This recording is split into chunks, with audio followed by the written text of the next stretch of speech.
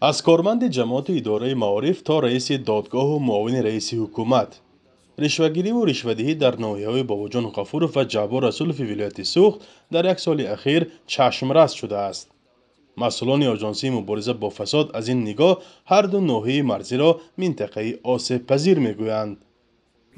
از 419 جنایت کورپسیونی که در حدود ولایت آشکار و بقایت گرفته شده، از همه بیشتر در ناحیه باباجان غفورov 78 جنایت، در اینجا شهرهای خوجند، کونیبادان، ناحیه سپیتامین 50 جنایتی و جبار رسولov 40 قید کرد فساد اینجا 30 جنایت آشکار شده. از سبب اونه که جنایت‌هایی که توجه جامعه هستند، از همون لحاظ ما در ورقه‌های مطبوعاتی همون جنایت‌های در حدود ناحیه جبار رسولov آشکار و بقایت گرفته شده را در ورقه‌های مطبوعاتی جا کردیم. در یک سال اخیر نام ناحیه جبار رسولov در پیوند به موردهای پاره‌گیری چند منصبدار بلندپایه‌اش در سرخط رسانه‌ها جای گرفت.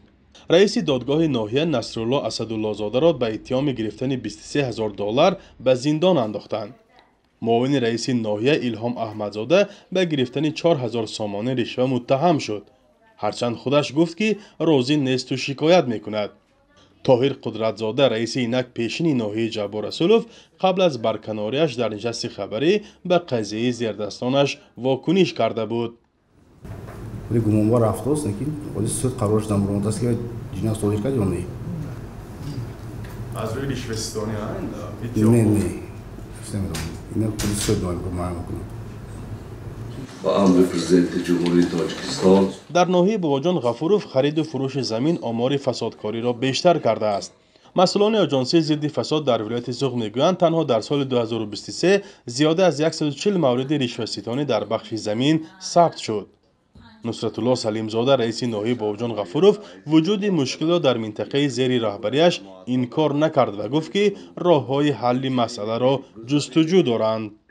مسئله جنایت‌های کورپسیونی گفته که بیشتر زمینی دای خیلی فکر میکنم اگه این ناحیه دا یا دیگر ناحیه دا یکی از سمتی که همه مردم همیده مشغول یا نیاز داره این زمین های.